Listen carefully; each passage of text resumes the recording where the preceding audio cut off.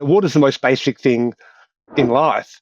And if you get that right, then your skin and your hair and your diet, everything, and your gut microbiome and your skin microbiome are all supported. If you get water wrong, if you've got chlorine in your water and you oxidize the natural oils on your skin and you change the natural microbes on your skin, then you're stripping away the barrier that protects you from the sun, that protects your skin from drying out, that protects your skin from pathogens. And then you have to use moisturizers and hydrations and cleansers to fix that up. And you're always playing catch up.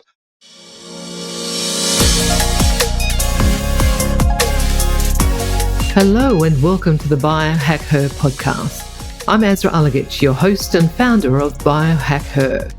I'm an integrative nutrition health coach specializing in longevity for women, a health and wellness journalist, writer, corporate consultant, and a biohacking advocate.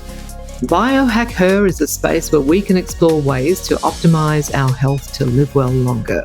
Whether it's through improving our nutrition, exercising, cryotherapy, supplementation, technology, and more, I'll be bringing you information and interviews with the best longevity experts to help you understand what you can do to optimize your health, prevent disease, and slow down or even reverse the symptoms of aging by taking control of your unique bio-individuality. Want to know more? Let's dive in.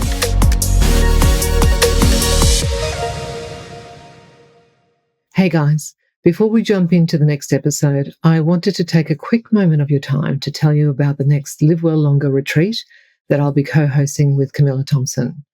If you've been feeling the pull to pause, reset, and reconnect with the woman you're becoming, then this is your moment. Join us for the next Live Well Longer retreat, which will be held from the 1st to the 6th of May in 2026 at the beautiful Reviva Resort in Bali. This isn't just a holiday. It's a transformational experience designed to help you reset your biology, restore your balance, and reimagine what aging well truly means. Across 6 days, you'll immerse yourself in restorative practices, nourishing food, movement, workshops, deep rest, and soul-level connection with a community of like-minded women who are all committed to living well longer. It's the kind of retreat that stays with you long after you return home. The clarity, the shifts, the confidence, the reconnection to your healthiest, most grounded self. If you're ready to invest in your well-being and step into a new chapter feeling renewed and inspired, I'd love you to join us. Register your interest now at livewelllongerretreats.com. Spots are limited. Now on to the podcast. Dr. Marc Cohen, welcome to the show. How are you doing? I'm great, Azra. Thanks for inviting me. Oh, super excited to have you on. You are just, I think, one of the superstars in the Australian wellness industry because when I was doing the research for this, I thought, is there anything that he hasn't done?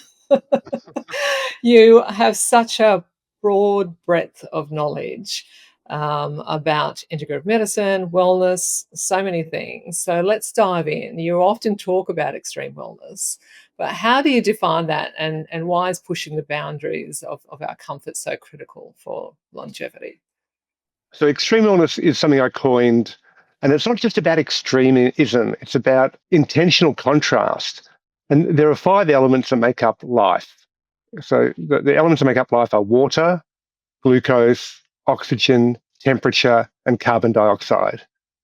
And that what makes up respiration and photosynthesis and what makes us as living beings. And we can go to the extremes of all of those and find the balance point. So to be really in tune, to be at one with the whole universe, you need to be in homeostasis, in the balance point for all those 5 elements. But to find the balance point, you have to know where the limits are. And those 5 elements are controlled by bladder, our bowel, our breath, our body, and our brain. I call them the 5 Bs.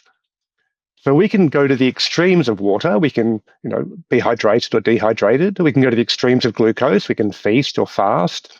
We can go to the extremes of oxygen. We can pant and get go hyperoxygen, and we can become hypoxic. We can hold our breath. We can go to the extremes of temperature. We do hot and cold. And we can go to the extremes of activity, which generates carbon dioxide. So we can go into a flow state and do everything possible, or we can actively do nothing at all. And I really believe stillness is the ultimate biohack. So finding that point of stillness, it's really the most radical biohack we have, because in stillness, that's where we find homeostasis. But life is like water. Water needs both stillness and flowing to be healthy. So we can't live our life in stillness, but we want to stay connected to that stillness while we're in activity. So when you've got the chaos of life going around you, if you can connect to that inner stillness, you can cope with chaos. If you can't connect with an inner stillness, if you've got this, the center, the inner well of your being is all over the place, you get just tossed around by life. So it's really, how do we anchor ourselves in deep stillness and experience, and this is what I talk about, how do we experience extreme comfort in uncomfortable situations? Mm-hmm. And to do that, we go to the extremes. We find where is our limit of resilience, where is our limit to be able to cope with the extremes of our bladder, our bowel, our breath, our body, and our brain.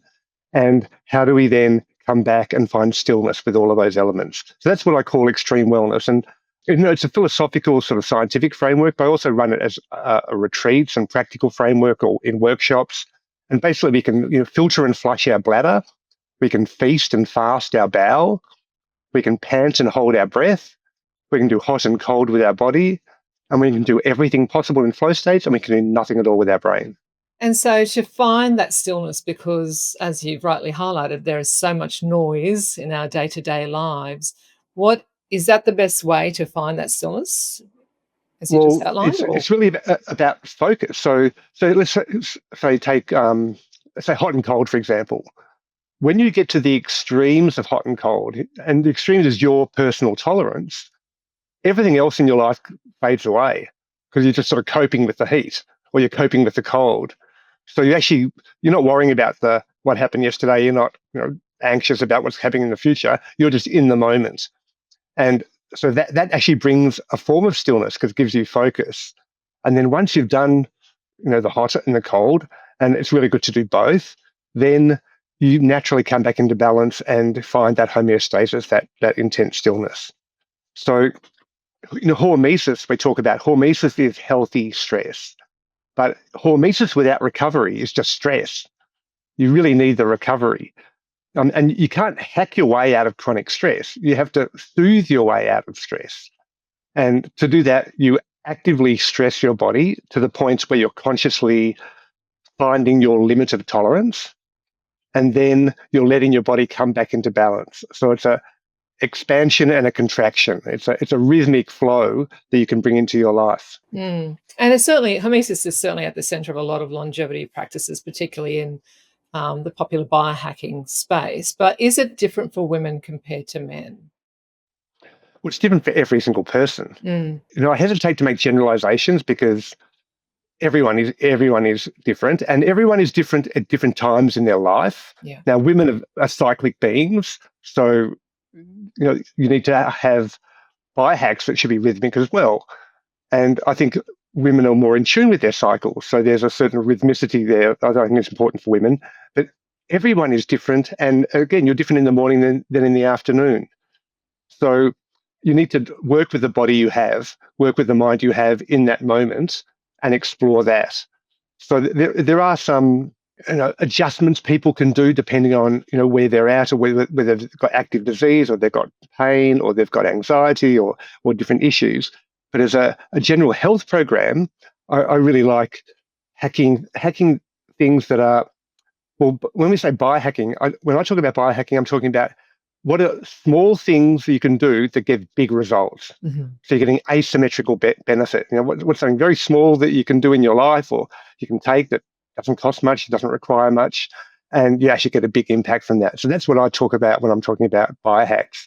And I think we all need to include those activities in our everyday lives. And what are some of those activities that you feel really give us the biggest bang for our hack? Oh, sure. Well, actually, I've got I love writing poetry, and at the start of the pandemic, I was writing down all the different things you could do at home that have research evidence that they improve immunity and reduce anxiety, and that you can do them at home with very little cost, training, or equipment. And I've started writing these things out because I've been practicing and researching natural medicine for 30 years. So I thought, okay, I've got a good handle on this. And it came out as a poem. And in this poem, there are 50 activities. And these are activities, like I say, that they can take you from wired and tired to chilled and fulfilled, or from stressed and depressed to joyfully blessed. And I call this poem the way to wellness. So the way to wellness is: hold someone's hand, gaze into their eyes, go barefoot in nature, bask in sunrise, choose a dance partner and go find your groove, do Tai Chi or yoga and mindfully move, share a massage, enjoy healing touch, focus on one thing and don't think too much, make time for a hobby, play chess, fly a kite, make use of your hands, draw, paint, sew or write, help someone in need, donate to a cause, play games, meditate, read stuff from bookstores, turn off your screens and get a good sleep, declutter, spark joy, and love what you keep, dig around in a garden, pick up a guitar, slip into a bathtub, sauna or spa, care for a pet, take up a sport, go on vacation and make your home a resort, lie in a hammock, relieve pent-up stress, relax and do nothing, and then do even less. Laugh out loud, share a joke, give someone a kiss, say a prayer, chant a mantra, and follow your bliss. Fabulous. I just love that because everything that you've just highlighted in that poem is so accessible to everyone. And there's nothing there that's extreme or overly expensive. It's completely attainable. And I think wellness is attainable for everybody, and you don't need much cost, training, or equipment to actually make a really significant impact on your life. And I think that's the message is not often spoken about because people like to make money and sell products and services. Whereas I go back to basics, and I'm a big fan of permaculture. Mm-hmm. And Bill Mollison, the founder of permaculture, used to say that when you get the basic things right, other things go right by themselves. But if you get the basic things wrong, it's really hard to play catch up.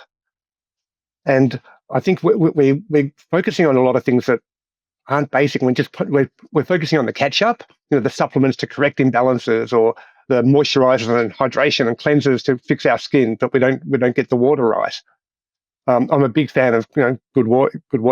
As you know, I have a beautiful water company. So water is the most basic thing in life. And if you get that right, then your skin and your hair and your diet, everything, and your gut microbiome and your skin microbiome are all supported. If you get water wrong, if you've got chlorine in your water and you oxidize the natural oils on your skin and you change the natural microbes on your skin, then you're stripping away the barrier that protects you from the sun, that protects your skin from drying out, that protects your skin from pathogens.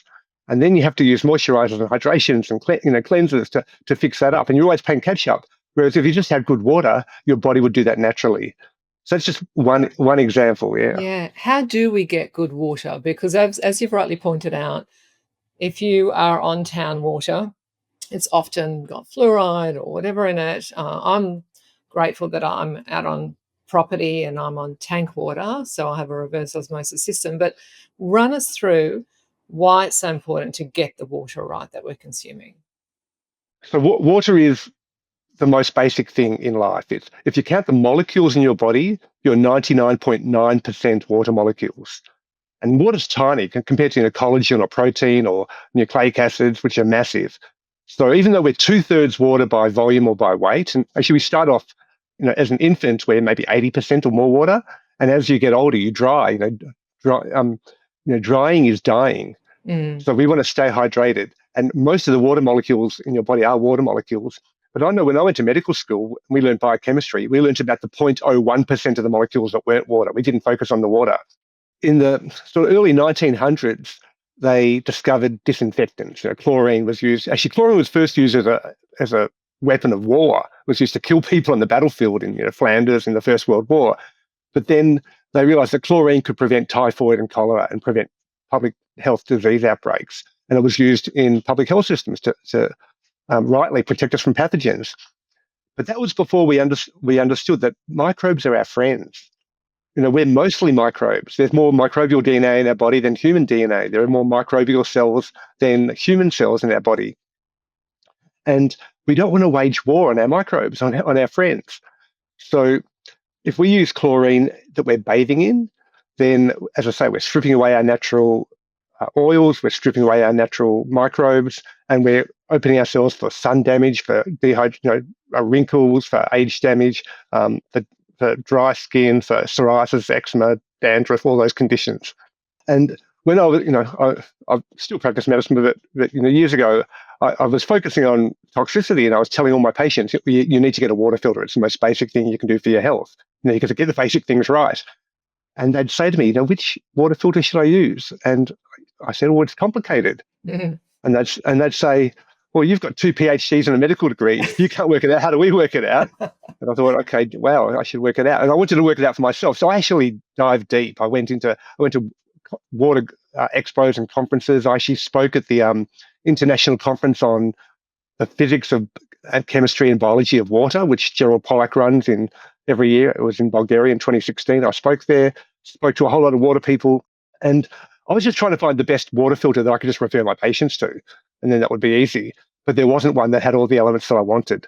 I wanted water that was filtered, it was free of toxic elements, that was structured in terms of the structure of water and its ability to reduce lime scale and hold consciousness. I wanted to have water that was balanced in terms of minerals and pH.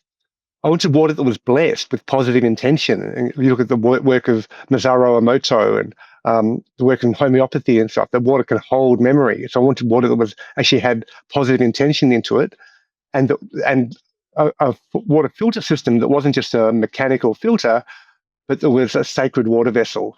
And I wanted water also that flows freely.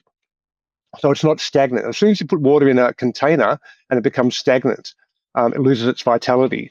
So I researched that, and I didn't. The filter like that didn't exist, but the elements did. So I actually put them together, and I created Beautiful Water as a water filter company, which I haven't been promoting it heavily. I don't do any ads. I just let it run in the background.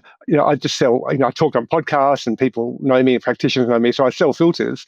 But it's not my main business. But I ended up having a water filter business because I wanted to have the best water for myself. And there is some really good research that shows it's probably more important to filter your bathing water than your drinking water. And there was a study done in the late 1990s. I can give you the reference. I can put it in the show notes if people want. That'd be great. And what they did, they were exploring how much chlorine, but not just chlorine, it's the disinfection byproducts of chlorine. It's the chloramines, it's all the chlorines, that disinfection byproducts that end up in your body. And they measured that after people drank 2 liters of chlorinated water, and there was none that ended up in their blood. And that's because when you drink it, the water first, the disinfection byproducts first go to your liver, and your liver takes it out. So it's not good for your liver. I mean, it's a really hard work for your liver to cleanse it, but your liver's trying to protect your other organs in your brain from these toxic disinfection byproducts. And then they put people in a bath, and they put them with a wetsuit, so the water didn't touch their skin, but they were just breathing the bath air. And they showed there was a massive spike in their blood for disinfection byproducts. And that's because chlorine is volatile, goes into the air, and when you breathe it in, it bypasses the liver and goes straight into your bloodstream. Well, you can smell it, right? Straight away. Absolutely. And then they took the same people and they put them in the bath, and they let the water touch their skin, but they had the snorkel on so they could breathe fresh air. Mm-hmm. And they showed that the chlorine went through the skin. It bypassed the liver and went straight into the bloodstream. So by bathing in chlorinated water, you get the volatile gases you're breathing in, and you get the chlorine and the disinfection byproducts going straight from your skin into your bloodstream. So it's actually a more toxic exposure than by drinking chlorinated water. That's crazy. Yeah, and people don't realize that. And yeah, how do we expect to be healthy when we're bathing in poison, when we're drinking poison? And it's in our environment though as well, Mark. I mean, I think women are exposed to more than 168 toxins a day purely because of all the stuff we put in our bodies.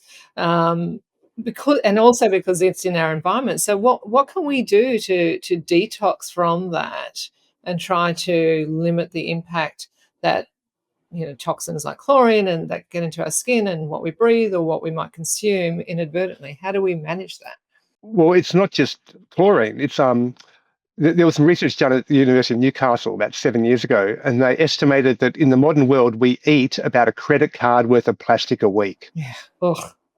And most of that plastic and microplastics comes in our water. Yeah. And there's not just microplastics and chlorine in our water. There's PFAS, all the perfluorinated compounds, the fire retardants. There's pharmaceutical products. There's heavy metals. There's radioactive elements. There's a whole range of endocrine disrupting chemicals that in our diet, but mostly they're coming through our water. So that's why I say getting water right is such an important thing, because it's got all the downstream benefits. Whereas if you get the water wrong, you're exposing yourself to a whole range of endocrine disrupting, carcinogenic, obesogenic, diabesogenic chemicals that then set you up for disease.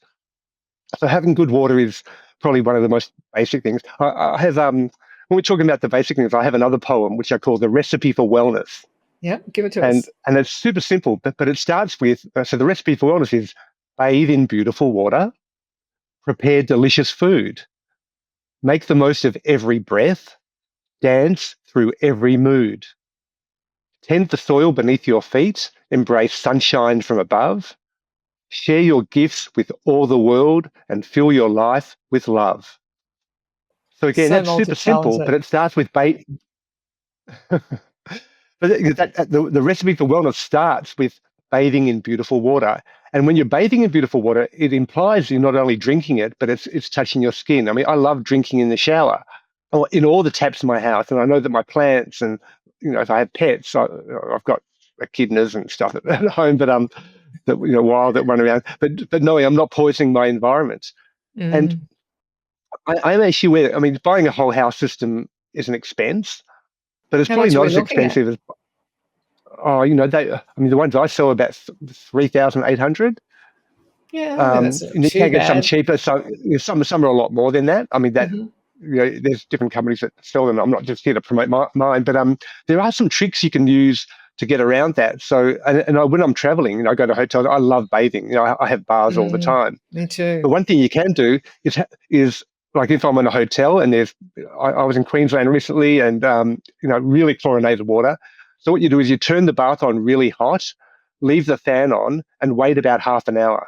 Okay. And because the water's really hot, the chlorine evaporates out. Right. The fan will take it away, and you need to have the fan on, otherwise you'll just gas yourself. and you come back when the water, water's cool, cool enough to get in, and you have a relatively chlorine-free bath just by outgassing the chlorine.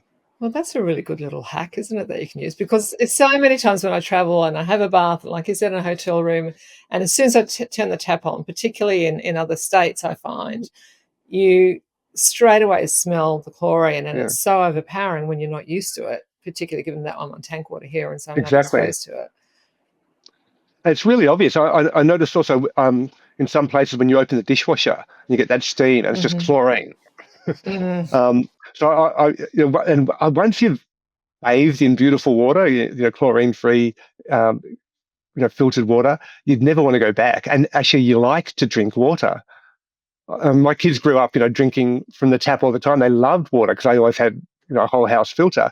But they go to someone else's house, they won't drink, tap water. They'd rather be, and I'd rather be dehydrated than drink poison. Yes. No, I'm with you on that. I'm totally with you on that. I actually have a theory that it's never been proven, but I'd love someone to do the research. But my theory is that drinking less poison is good for you. What are your thoughts on plastic water bottles? I don't use them. Don't use them? No. So go on. Run us through as to why we shouldn't be drinking from a plastic water bottle, because there's different thoughts out there. There are so many reasons. There's 1 million plastic bottles produced every second on Earth. That's crazy. It's the biggest environmental disaster. And you think about water companies, they don't make water, they make plastic. They actually make plastic bottles. Very often they do a hot fill. So the plastic's been molded and the water gets put in where it's a hot fill. So you're getting plastics leaching into the water. And then if that bottle is exposed to UV light, speaking in the sunshine or something, you're getting more plastics leaching into that water. And then you're throwing it away. So plastic water bottles are an environmental disaster, but they're also a health disaster.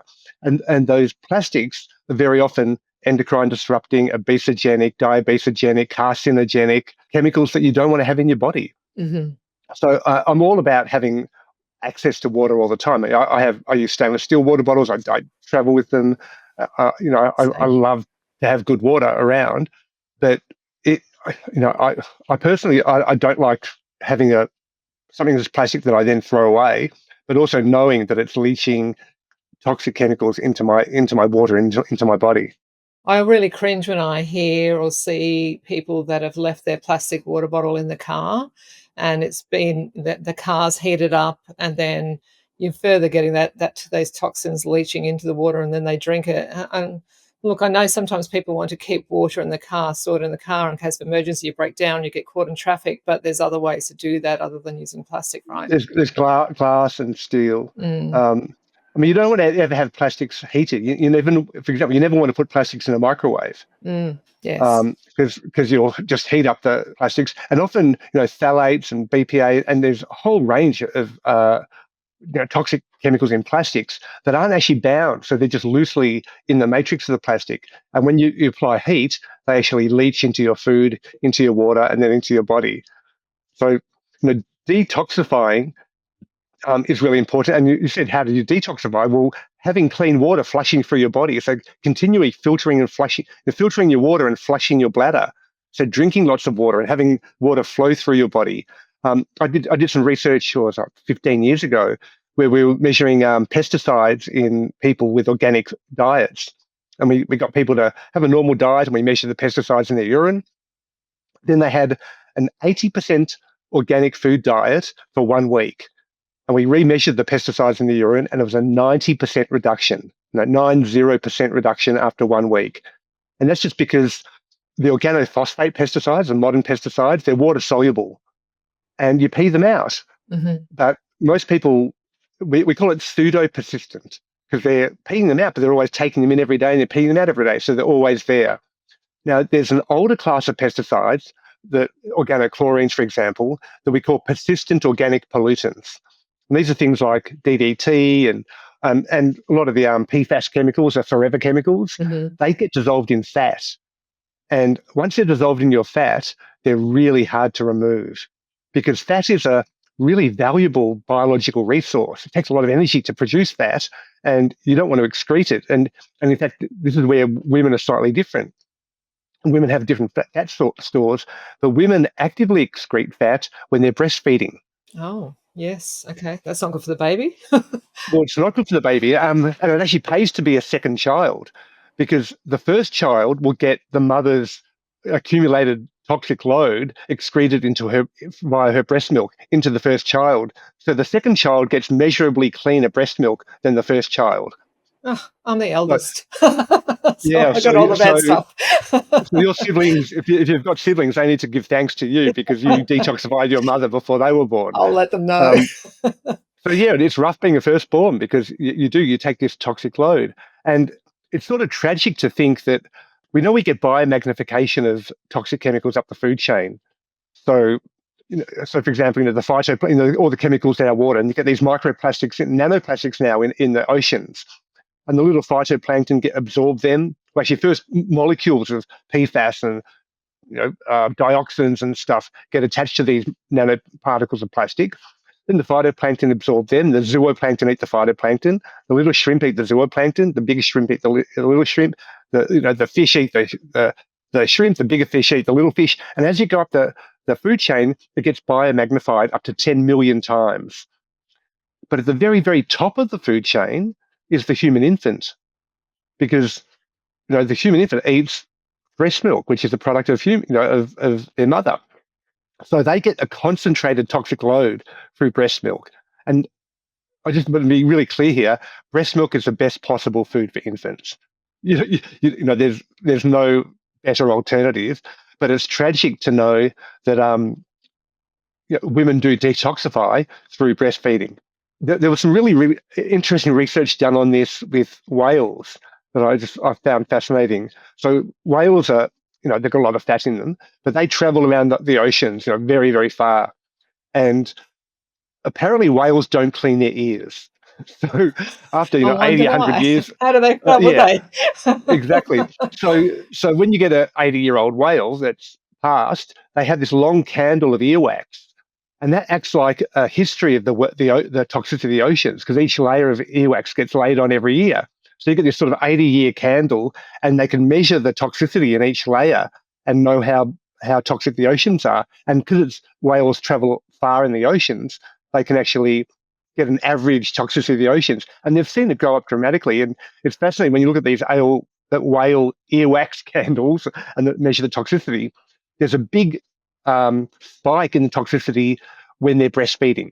So as an infant whale, they get a big load, and then it sort of goes down. But then over the last 80 years, the oceans have become increasingly polluted, and that's evidenced by this toxicity in the whale's earwax. That's amazing. That's Yeah, mind blowing. I can't believe they've been able to research that, but it kind of makes sense, right? When you think about it, that they are exposed to toxins as they're traveling around, but it's such powerful information to have that and to understand what's happening in our oceans. and in our bodies, like how do we get rid of the fat? I mean, I know a lot of women want to get rid of fat and cellulite, Yes. just body fat. And there's a theory that our body fat accumulation is our body's way to try and protect us from toxic chemicals. I've heard that. Is it true? Well, it's hard to test that hypothesis. Yeah. I mean, we do know that. I mean, if you think about what's the fattiest organ in your body, it's your brain. Mm. And tragically, again, a lot of these fat soluble chemicals travel across the placenta, so they concentrate in the fetal brain. So that's a bit tragic. That's But scary. yeah, and as I say, fat's a valuable biological resource, so you don't want to detoxify it. There is a system of panchakarma in Ayurvedic practices where they attempt to give your body an oil change, Mm-hmm. sort of metaphorically, but literally an oil change. So they use oil enemas, and you're drinking olive oil, and you've got oil, sesame oil massages, and you're basically trying to dilute the oil. And there's a public health saying that says the solution to pollution is dilution. So if you think about your body, if you've got a lot of toxic fat-soluble chemicals in your body and you want to protect your brain from them, what do? You dilute it by putting on fat in the rest of your body, and then those toxic chemicals are spread over a much bigger volume of fat, so there's less concentration in your brain. So you're diluting it with the good fats. Well, you're diluting it, not necessarily good fats, it might be organ fat. So you Okay. put on fat around your belly and your thighs, Yeah. and that can be a depository for these toxic chemicals that you can't excrete.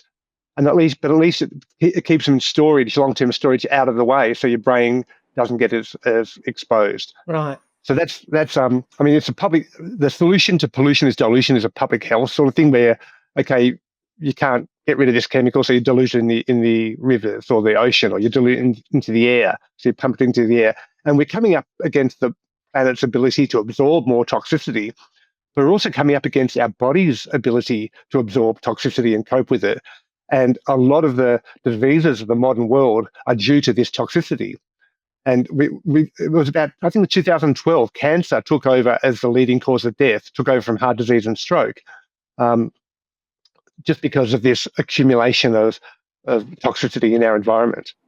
And we've discussed somewhat how we get exposed to that, but you've also highlighted that we can detox through drinking good water. What other detox practices would you recommend to try to get some of those toxins out of our body? So it's that extreme wellness protocol again. So you need to filter and flush your bladder, so Yeah. stay really fresh with good water. Feasting and fasting your bowel. So you're feasting on really good food, like organic food, low toxicity, but then fasting as well. And that gives your body the ability to regenerate. But is And fasting good for women, though? Because there's mixed messages out there, and I'd really like to get your views on fasting, particularly for women in the mornings, that if they're fasting and then going and exercising straight away. Dr. Stacey Sims talks about this. Her view is that increases cortisol levels in women, and that's something that we already have enough of, that our cortisol levels are already high in the morning, and that we shouldn't be intermittent fasting and then going and exercising, because it just increases our cortisol levels even more. Your thoughts? I hesitate to make any recommendation about women, because there's no such thing as women. Yeah. There are individuals Yes. that need to address that. We're all very different. We are all very different. But what I do really recommend is only eat when hungry, that we want to avoid blood sugar spikes, and that we do want to alternate feasting with fasting. And we already fast overnight. Yeah. We sleep and we're not eating. So when we break our fast, and I think it was one of the biggest lies was that breakfast is the most important meal of the day. It's not. And I really believe you need to focus on your own body and what feels good for you, and eat when you're hungry. Don't eat when you're not hungry. People say, I have to eat because I don't have time later, so I'm just going to eat now and stock up. No. Eat when you're hungry, when your body's prepared for the food, when your digestive system is ready to absorb it, when you're able to get the most nutrients out of it. And when you're eating when you're hungry, the food tastes better. You enjoy it more. You get more nutrition out of the food, and you actually get better nutrition than just eating on a time scale. So I'm hesitant to give eat here or there or prescriptions, because everybody is different. But you have the ability to tune into your own needs and be receptive to what your body needs, and then respond to that. And also, I believe in rhythm. So the world is rhythmic. Women, as I say, probably more rhythmic than men. So you need to get into a body cycle. So when you exercise and when you fast and when you want to eat, you work out what's right. But fasting does give your body the ability to detoxify. If you're constantly putting things into your body's just trying to catch up with the last meal, and then suddenly the next meal's there, and you don't have a ability to fully process it. So that's one way to detoxify. Sweating, doing hot and cold. Yeah. Saunas is great. I had a PhD student, Joy Hussain. She's a medical doctor in Brisbane. She spent 8 years with me studying saunas, and we've published a lot of original research on saunas. And actually, the research on saunas is quite controversial, because it's not just research on saunas. Mostly it's research on contrast bathing. So hot and cold. Hot and cold. And this is, I think the pendulum, it swings one way or the other. About 30 years ago, saunas became really prominent in the Western world. So sauna is a Finnish word. It's the only Finnish word in the English language. And it was about 30 years ago, maybe 40, that gyms and hotels and five-star hotels they put saunas in. But if you go to Finland and you ask someone, what about sauna is the experience. And Finland's got more saunas than any per capita than any other country on earth. It's also consistently the happiest country on earth, and I think that's correlated. But the experience of the sauna in Finland is you do the hot, and you go outside into the freezing, and you jump in the snow or in the lake and have a cold plunge. And that's part of the experience. And in fact, they take it for granted in Finland that you do the cold. And they take it for granted so much that they don't mention it. So the big sauna studies, the big studies that were done in Finland over multiple years that showed 40% reduction in all-cause mortality, which is an incredible result. I mean, saunas stop you dying. I know, it's mind-blowing. It really is. When I heard the stats come out of that study, I was like, right, I'm getting a sauna straight away. That's it. So that and there's multiple studies that show reduced risk of cardiovascular disease, Alzheimer's disease, pneumonias, dementias, but also reduced cause of dying. But that is done in Finnish saunas, where they were doing cold as well. But because they didn't mention the cold, people think it's just about the sauna is the hot box. And the sauna is the hot part. And for many, many years, most gyms and five-star hotels and spas would have a sauna, but they wouldn't have a significant cold experience. And there was that 10 years ago, 15 years ago, Wim Hof came on the scene, and people started getting to ice bathing and doing, and then they were doing the ice bath without the sauna. And the pendulum swung the other way. And really, these are synergistic practices. So when you do the hot, you vasodilate, and that way your blood vessels in your muscles and the surface of your skin are open. You've got much more blood flow, so your heart has to work a lot harder. So it's a good cardiovascular workout. And we can talk about that because we did some research on the cardiovascular benefits of saunas. But what that does, it picks up all the metabolic waste products that you produce when you're exercising. But because you're not exercising, your muscles are relaxed. They're not making new waste products, but the blood's flowing through them. So you're picking up the inflammatory soup and metabolic waste products when you're vasodilated. Then when you go into the cold, you vasoconstrict and you force all that blood to go into the core of your body. And that forces that blood to go through your liver and your kidneys and filter out those waste products. So that's a really powerful detox. Makes sense. The other thing that happens in the cold is when the blood gets pushed into the core of your body, guess what's in the core of your body? It's your bone marrow. There's some technical physiology that happens when blood is cold or colder. It holds onto oxygen very tightly and doesn't release it into the tissue. And that's a good thing for bone marrow because inside your bone marrow live stem cells. And those stem cells have a very slow metabolic turnover. They don't like a lot of oxygen.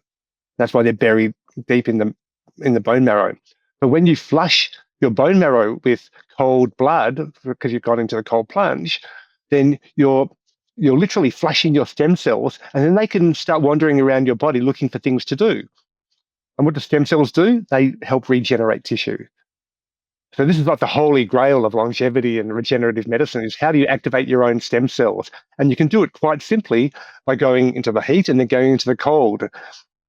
And I don't like to be prescriptive, as I say, because everyone's different, but you can do it on your own timing and your own feeling. And people say, how long should I spend in the hot or how long in the cold?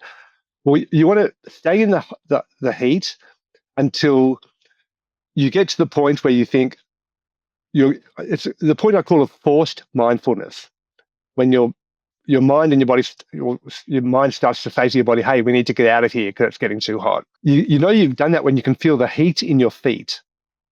And below your knees, there's not a lot of fatty tissue. The blood vessels are very close to the surface, and you lose heat through your feet and your head. So if you're in a sauna or in a hot bath and you feel really hot in your feet, you've maximized your ability to take the heat away. So you're actually really hot. So feeling the heat in your feet when you're really hot is a really good measure, and when you need to tap out. And then you want to stay in the cold till you feel the cold in your bones. Mm-hmm. So you feel that cold go into the core of your body. And, it doesn't have to be extreme. You get even mild cold exposure gives you a lot of benefits. And in 2016, I think, 2017, I traveled with Wim Hof and I was giving the lecture on the science behind the Wim Hof method. And at these events, there were 500 people, and we were getting them all to do breath work and then ice bars. But the people that turned up to those events were all the alpha males and the alpha females, all the bodybuilders and the martial artists and the firefighters, and that just get into it. And then after doing that tour, I actually ran a retreat at Gwingana, a beautiful health retreat where we were recently at the Spa and Wellness Summit. Yes. And the population at that retreat were mostly women aged 40 to 75. Mm-hmm. And I was really trying to explain to them the benefits of cold, and they just looked at me and said, no, we don't do cold. We don't like cold. and I was sort of racking my brain. How can I make it easy for them? How do you make it accessible? Because at these Wim Hof events, it's just, just get in there, suck it up, and get into the cold. It's a very male approach. And then I was meditating on this for a while, and then I realized, well, you can do it really gently. And I invented a really powerful biohack. It's a little song and dance routine that I call the cold water hokey pokey. And it's something you can do at home with no cost training or equipment. And I love practices that require very little cost training or equipment. And you basically do it in the shower. So you start in the shower and you have a hot shower. Everyone loves a hot shower. And then you're in the shower and then you turn the heat up. And then you're feeling very flushed and vasodilated, so a little bit prickly, maybe even a bit sweaty, even though you've got water on you. So you have a really hot shower. And then you make the decision, and this is a big part of cold exposure is willpower, exercising willpower, like anti-procrastination. So you make the decision to turn the hot water off and the cold water on, but you just wet your left foot. And that's okay, because your whole body's really hot. So you just wet your left foot and your leg. And then do your right foot and your leg. then you do your left hand and arm and your other hand and arm. And you keep breathing calmly and smile to yourself, because that's what it's all about. How do you stay relaxed in an uncomfortable situation? And what that does, it pushes the blood from your limbs into your core. So you're still feeling quite good because all that hot blood that you warmed up in the shower is now being pushed into your core. And then what you do is the next verse, you take a really big breath in. And as you're slowly breathing out, you put your left side in. And normally when the water would hit the blood vessels near your neck, it would make you gasp. You get this big gasp, and that's a shock. That's a sympathetic shock reaction. But if you're breathing out slowly, that's a parasympathetic response. So you breathe out slowly, you feel the cold, but you don't get the emotional reaction from it. So you just acknowledge, oh, that's cold. So as you're breathing out, you put your left side in, your right side in, your front side in, and you turn yourself around. And you continue breathing calmly and smile to yourself because that's what it's all about. Then you take another big breath in, and as you're slowly breathing out again, you put your whole head in. Move your head around, stand still, get a drenching, slowly turn yourself around, continue breathing calmly, smile to yourself because that's what it's all about. And then you go, oh, hokey pokey, and you put the water on your groin. Oh, hokey pokey, put the water on your kidneys. And oh, hokey pokey, put the water on your armpits. And they're all the places where the blood vessels are close to the surface. And you'll find that you'll be then standing under the cold shower, breathing calmly, smiling to yourself. And at that point, you can get out. Now, that takes 50 seconds to do that. And when you get out, you feel amazing. You do. And you would have started your day singing, dancing, doing something you didn't really want to do, because no one really wants to take a cold shower. But then when you get out, you think, if I can do that, I can do anything. And the day becomes manageable. And that is transferable to other parts of your life. So when there's that shitty job, cleaning job, or whatever it was you didn't want to do, you just suck it up and do it. Or that difficult conversation that you didn't really want to have, you're used to activating your willpower and just saying, yes, I'm going to do it. And you just do it and realize you can be fine. Why is it that we feel great after doing that sort of contrast therapy? What's happening in the body? What's it releasing? What endorphins is it releasing that makes us feel like, that we're feeling great and we're feeling happy afterwards? So there's a whole cascade of factors, from psychological to physiological to cellular and molecular factors that actually make that a really great experience. So psychologically, it's probably most important because it changes your mindset. You've set yourself a goal to do something you didn't really want to do, and you've achieved it, and you've done it, and you actually feel different because of it. So that is exercising your willpower, overcoming procrastination, doing something that's good for you. And there's a placebo effect with that. Doing something you think is good for you is good for you. So there's a placebo effect, but there's also a physiological benefit in just actually doing something you didn't want to do and benefiting from that. And then there's a physiological benefit. You've exercised your blood vessels. So when you're in the hot shower, your blood vessels are open. When you're in the cold shower, your blood vessels are closed. That's like a bicep curl for your blood vessels. And you've got 100,000 kilometers of blood vessels in your body, all lined by smooth muscle that's not under your voluntary control. You can't, just like you can exercise your bicep, you can't exercise your blood vessels, but you can force them to exercise by doing hot and cold.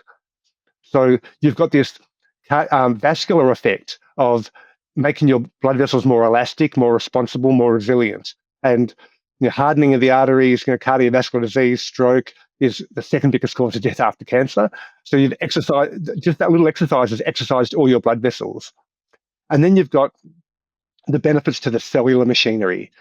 And, doing the hot and cold shower, it's not prolonged, so you don't get as big a benefit. You get more benefit. It's like a sauna for 15 to 20 minutes and then a nice bath for maybe 2 to 5 minutes.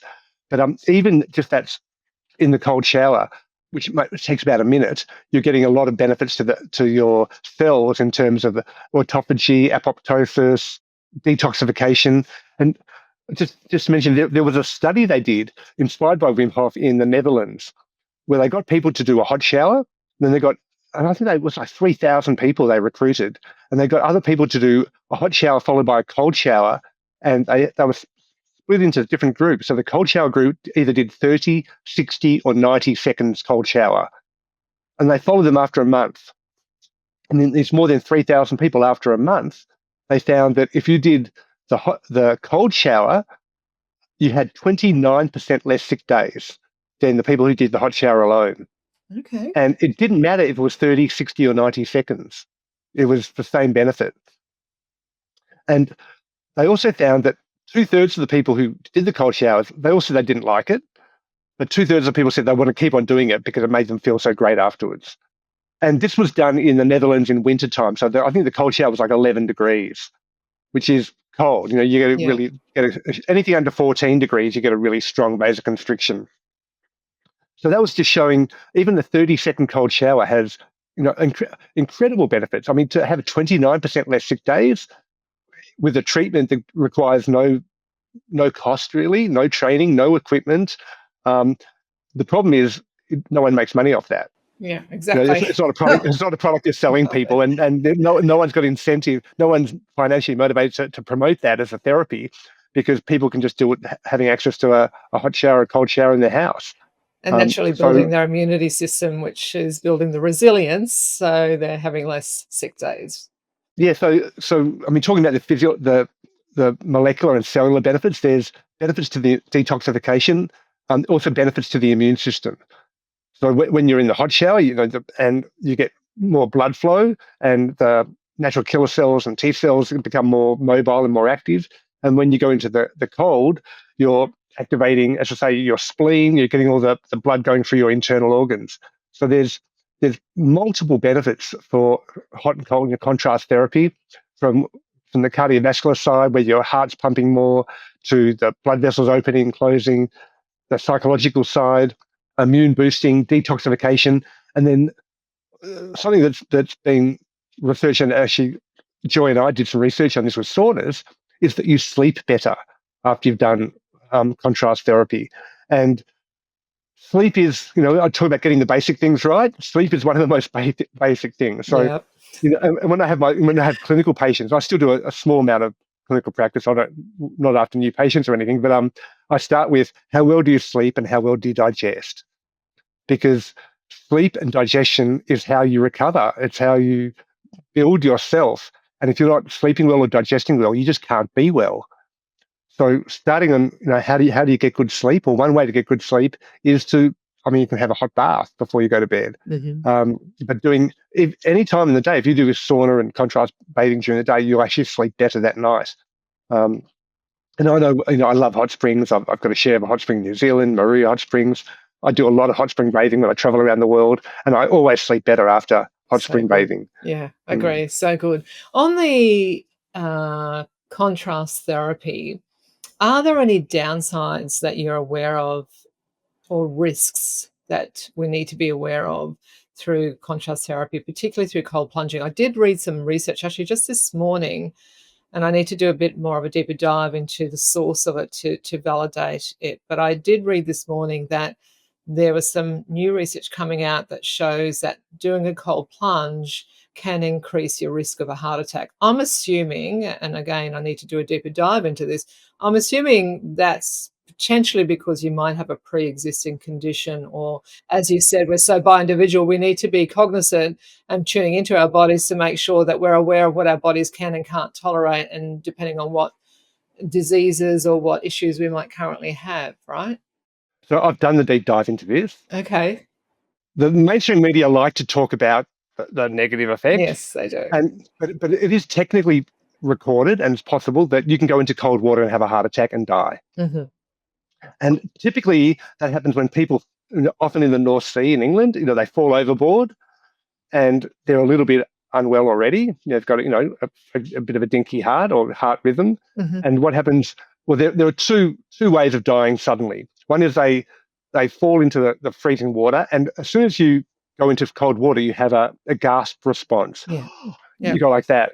Now, if you gasp like that when you're underwater, you'll drown, because basically you're filling up your lungs straight with cold water. So that's one way you can die into cold water. The other way to die is you jump into cold water and you don't want to be there, and you panic. Mm-hmm. And you get this massive surge of adrenaline. And if you've got a brittle heart condition, that surge of adrenaline can throw your rhythm off, and you have an arrhythmia and you die of a heart attack. And they call that dry drowning, because when they do autopsies on those bodies, there's no water in their lungs. And very often they'll die, 1 or 2 meters from a handrail or something. So you're dying from panic. Right. You're not. So it's actually a cardiovascular event that's killing you due to the huge sympathetic response into the cold. And Yeah, you need to be careful of that. So it's an absolute contraindication. If you don't want to go into cold, don't go into cold. You should never force anyone into cold against their will. And it's really bad practice to try and, I mean, men do this probably more than women, try and sort of have a flex and, peer pressure people to go into cold and how long can you spend in it? And if you don't want to do it, if you're not fully in control, don't do it. Yeah. Yeah. That's absolutely important. Is and that there are some. sorry, Mike, but is that a mindset thing though as well? Because sometimes, and I work in behavioral change, sometimes people are very set in their ways. They don't want to get outside of their comfort zones. I know Vim talks about this as well, that how do we know what the difference is? That if we know intuitively that that's not right for us and then we don't do it, or is it that we are not wanting to step outside of our comfort zones and just trying to test the waters a little bit, no pun intended? So, well, it's a good pun, but basically, you want to do it gently and with full control. Yeah. So is it good for me? I don't know, but let's try. So you do it. You start with the cold water hokey pokey in the shower. Mm-hmm. I mean, if you're going to go into the gym, you don't start with the heaviest weight. So if you're going to do running, you don't start with a marathon. You just tip your toe and you have some guidance and you do it gently. The same with hot and cold. You start really gently and then progress into it. So you don't start with an ice bath straight away. You might just start with a tepid plunge and then get used to that. When I was working with Wim, we were training. We were scheduled. We had this planned trip to go to Kilimanjaro and walk up in our board shorts, and my teenage sons were going to come with us, and I was going to research. We had these A-listed celebrities that were going to come. We were going to make a documentary film. There was a documentary film crew, and I was going to be the doctor, the researcher, the parent, trying to do it myself. So I was freaking out a bit. And I was training every day for like 3-4 months, and I started just doing, hot and then but cold plunging in my swimming pool. And I started in winter when my swimming pool was 8 degrees. Yeah. But by the time I got to spring in September, the pool was like 12 or 14 degrees. I found it wasn't cold enough. Same So I happened wanted to me. to increase it. So you start off gently, and then you can actually progress. You don't want to just say, I don't want to do it and not do it at all, because there is such benefits from it. But you want to be in control. And there's some I call them common sense safety protocol. So with contrast bathing, one of the biggest causes of adverse effects is dehydration. Okay. So you want to stay hydrated. Again, bathing with beautiful water. You want to drink lots of beautiful water. Because what happens, I mentioned when you're doing the cold, the water gets pushed into your liver and your kidneys. It makes you want to pee because you've got more water going through your kidneys. So your kidneys say, okay, we'll get rid of this stuff. So you have to stay hydrated. And when you're in the sauna, you're getting dehydrated because you're sweating as well. So drinking all the time is really important. But my common sense safety protocol is very simple. It's drink, take care, tune in, be aware, rest. And I'll break that down. So drinking is important because you want to stay hydrated. You want to be able to flush things through your body. And that's a really great opportunity because you're flushing from the outside of your body to the inside of your body through your detox organs. Taking care means you've got to be careful of hot surfaces. You don't put your hand on the rocks. When you're lying down, you stand up slowly. And then you stand up and walk slowly, because otherwise all the blood will go down into your legs and you can faint. And faints, fits, funny turns, trips and falls are really common around contrast bathing environments, because people get lightheaded because all the blood goes down into your legs. So you want to take care of hot surfaces and change the posture. You want to be aware of your own tolerance. What are your own limits? Be aware that your limits change from day to day. And you want to use comfort as your guide. So you want to become comfortably uncomfortable. You don't want to become uncomfortably uncomfortable. So that there's a point which I call forced mindfulness, where there's a point where you can be in the sauna and reading and chatting, and then when you get really hot, you're just sort of breathing and just sort of tolerating it. And then the question is, when do you get out? Well, I like to do like 3 tap outs. So I get to the point where I need to get out of here. And it's similar to what you do in a yoga pose. When you're doing a yoga stretch, you go to the limit of your stretch, but you don't just immediately stop it. You go to the limit of your stretch and you do 3 relaxed breaths. So those 3 relaxed breaths trains you to practice being relaxed in an uncomfortable situation. Because, these yoga stretches, they're not that comfortable. So you go to the limit of your stretch and you just practice relaxing there. You don't want to push past that limit of your stretch, because then you'll hurt yourself and you'll become less flexible.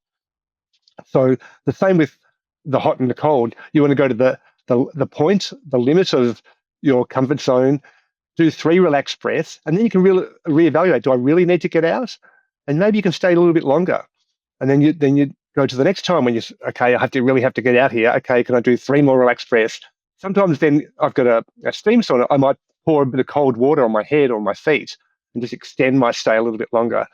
But you want to, drink, take care, tune into your own body, tune into where your tolerance is.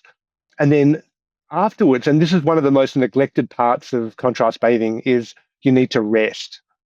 You need to come back into homeostasis, come back into balance, and actively do nothing.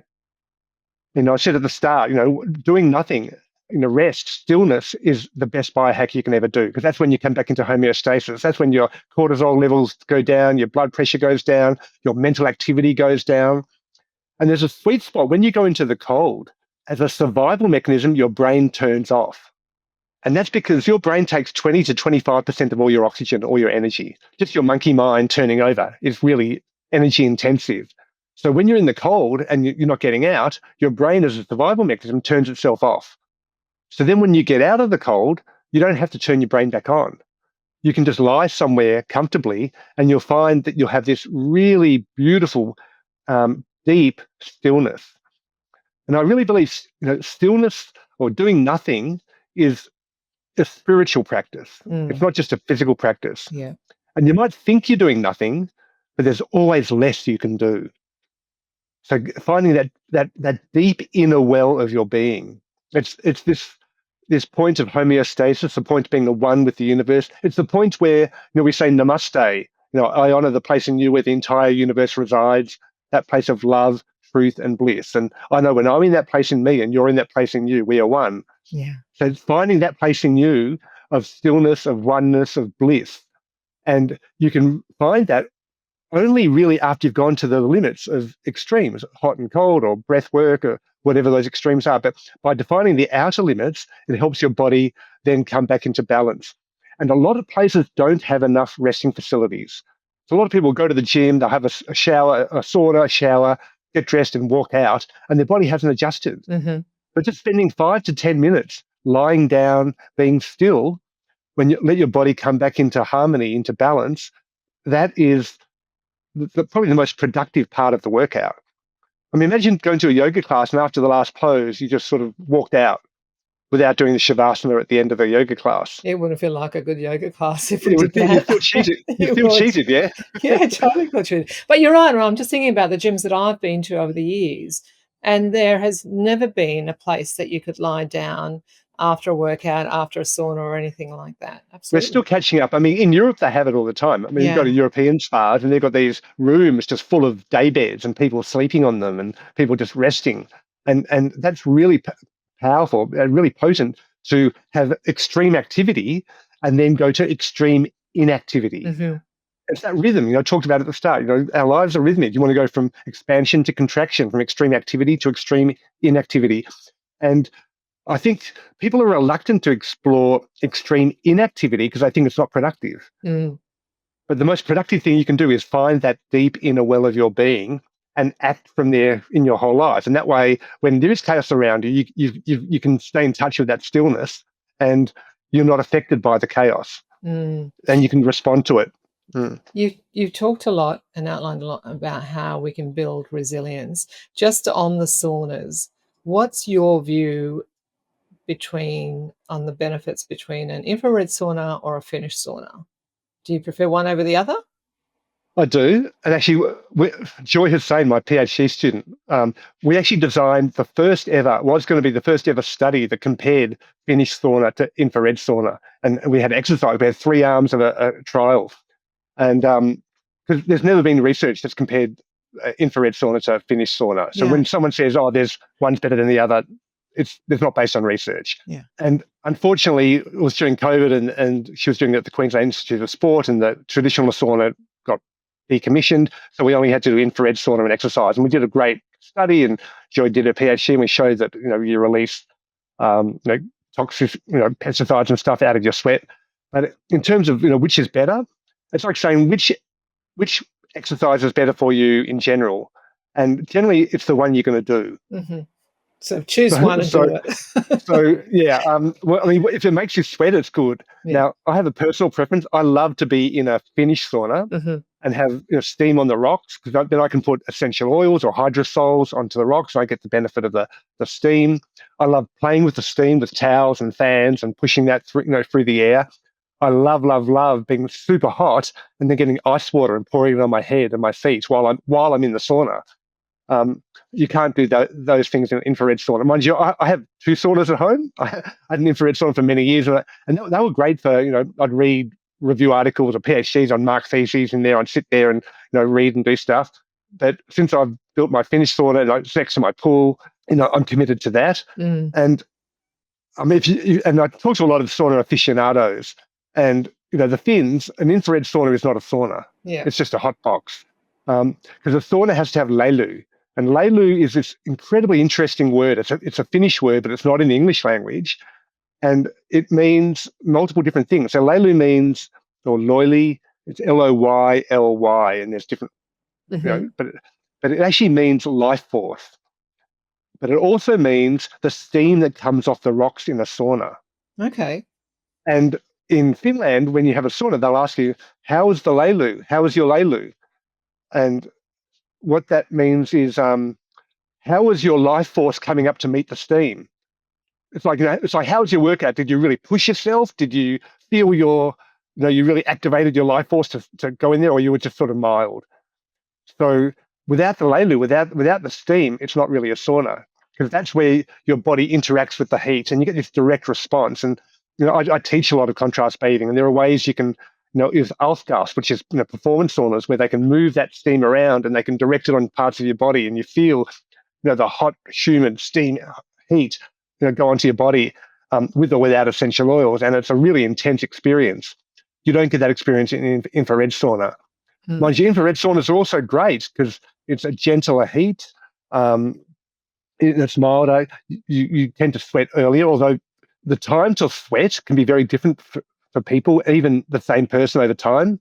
We call that cracking.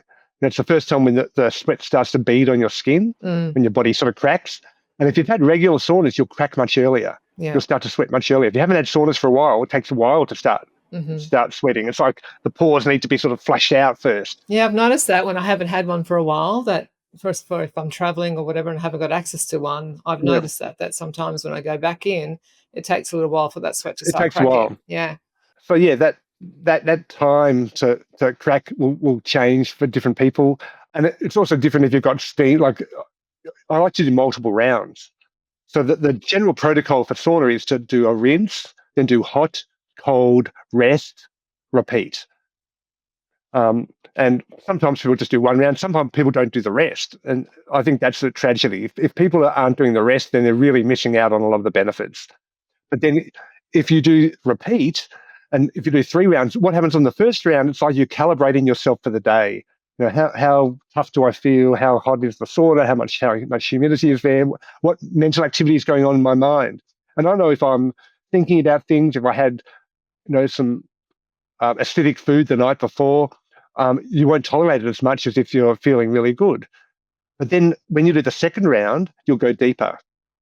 And if you do the third round, you'll go even deeper. So it's really beneficial to do a few rounds of the rinse, hot, cold, rest, repeat. And it's like each round is like that bicep curl for your vascular system. Yeah. And an exercise of your willpower and your physiology. So yeah, it's Yeah. Is it better to do it in the morning or in the evening? Again, it's people have personal preference. Where it's when it's a better exercise, when you can do it, when you can fit it into your life. And some people have a routine that they like to do it in the morning, other people at night. If you do it at night, it's probably better not to end on really cold. Yeah, I find if I do that, if I do the contrast therapy, then at nighttime I just find I can't get to sleep as easily as what I would if I just had a hot bath or a sauna. Yeah, so you fall asleep when your body temperature is dropping. Mm. So it's really hard to fall asleep with cold feet. Yeah. So if you want to sleep, even just a hot foot bath before you go to bed can help improve sleep. And as I was saying before, you lose a lot of heat from your feet. from your knees downwards. Mm-hmm. If you've got really cold feet, your body has to warm your feet up before you can then fall asleep. And that takes a lot longer. So even a hot water bottle between your knees, or warming up your feet. But if you don't want a whole bath, you can just have a warm foot bath before you go to bed, and that will help you drop off to sleep much quicker and easier. Yeah, I love a good wheat bag Mm. as well. Just something nice and warm. Continuing on the theme of toxins, is there any toxins that the body can't flush out, can't detox? I think back to when I had high mercury toxicity. I discovered I had high mercury toxicity, and that took a while to flush out. But is there any that you're aware of that we can't get rid of? Oh, multiple. I mentioned a lot of the fat-soluble toxicants. So things like dioxin and PCPs and the PFAS, the forever chemicals. Once they're embedded in your fat, it's really hard to get out. The other ones are radioactive elements. Yeah. And there's some fascinating studies done on that. Most notably, have you heard of the baby tooth study? No. Oh, it was amazing study they did before the internet. This was in the 1960s, and they were scared about nuclear testing. And they wrote to women around the world, and they got them to send their children's baby teeth in, and they measured them for strontium-90, which is a radioactive fallout chemical. And they could measure global increase in strontium-90 after each nuclear test. And that baby tooth study, I think they got 80,000 teeth. Wow. Writing just 80,000 teeth. That's crazy. Yeah. You can look it up. It's an incredible study. And from that, because strontium replaces calcium, it's a radioactive element. It's only produced by nuclear fallout. And they actually showed that these nuclear tests were polluting everyone in the world. And that strontium, once that strontium is being replaced by calcium in your body, it doesn't get really turned over. So based on the baby tooth study, they actually, I think it was President Kennedy and the Russians, they all signed the nuclear test ban treaty. So they wouldn't do above ground testing. They kept it below ground for that reason, because they were polluting the whole planet. But we know that every living thing on Earth, from the top of Mount Everest to the bottom of the Mariana Trench and the bottom of the oceans, have PFAS chemicals in them, which are these forever chemicals produced by DuPont and 3M, so fire retardants and non-stick coatings and things. And they're incredibly hard to get out of your body. There are some Ayurvedic practices where they try to give you an oil change, but as I say, getting toxic chemicals out of your fat is really difficult. And if you think about where do the cancers happen in men and women, it's in the fatty tissue, in the breast, in the bone marrow, in the brain. Mm-hmm. And as we get older, our in the prostate, our likelihood of getting cancer in the fatty tissue is increased because these chemicals, these carcinogenic chemicals, get lodged in fat and they're really hard to dislodge. So having good quality fats. But at the moment, these chemicals, they're not just in our food. As I say, they're in our water. They're attached to microplastics. They're in fire retardants. They're in non-stick surfaces. They're in our cooking Cookware. packaging, Yeah. in the cookware, but also in the packaging, the plastic packaging and stuff. So you really don't want to have plastics attached to your drinking or your food. So you get those packets of rice that you can throw in the microwave for 3 minutes. No. I think for me, the only good thing about a microwave is for wheat packs. Yes, that's the only thing I use my microwave for. I haven't had a microwave for more than 20 years, but putting food in a microwave is not an ideal way of cooking food. No. And certainly you would never put plastic in a microwave. Yeah, agree. Because then you're just basically giving yourself a load of plastics. And those plastics are generally they're endocrine disrupting, which means you have very small amounts can have massive effects. Mm-hmm. We talk about biohacking. How do you do a little thing to get a big benefit? Yeah. Well, these are little things that give you a big adverse effect. So you really want to avoid that at all costs if you can. Yeah. And it impacts hormones as well, right? Well, that's right. And that's where you get this magnification, because if you impact a hormone, the hormone has a massive amplification effect on your body. Mm. So a small change in hormone gives you a big change in your physiology. And that's why these endocrine disruptors, basically they're global, they're a tragedy for all life on Earth. But you see the epidemic of disease we're having, whether it's diabetes and metabolic disease. And that's another big factor is sugar and blood sugar spikes. Blood sugar spikes cause cortisol, and controlling blood sugar spikes is not just about preventing diabetes, but it's how do you preserve hormonal health. A lot of women have, say, polycystic ovaries where you get these blood sugar spikes. But even in healthy people, if you have blood sugar spikes, that makes you more prone to a whole range of chronic diseases and reduced lifespan. So that's another really important area to so we would have to look at cutting out refined sugars out of our diet. What about things like honey or maple syrup if it's organic? What are your thoughts on those type of sweeteners? I love sweet. And in fact, I love your muesli. You gave me some granola at the Wellness Summit. It's so good. Oh, I'm glad you enjoyed it. I mean, it's quite sweet, but use maple syrup, I think. I do. There's no raw sugar. No. It's fantastic. But it's not because there's no grains in it. It's just nuts and seeds. And, but it is quite sweet. I mean, I love sweet, but you need to balance sweet with bitter, sour. So all the flavors need to be enjoyed. And most people don't have enough bitter in their diet. And if they do, most people get their bitter, guess where? Coffee and chocolate. Coffee and chocolate. I was going to say alcohol. Well, you can have, not many people have bitters. I mean, often aperitif or digestive, you're having a Campari or something. Yeah. But most people in the Western world get their bitters from coffee and chocolate. Well, I don't drink coffee, so that's probably why it didn't resonate with me. But chocolate, definitely. Yeah. But there are bitter receptors throughout your whole body, not just in your palate.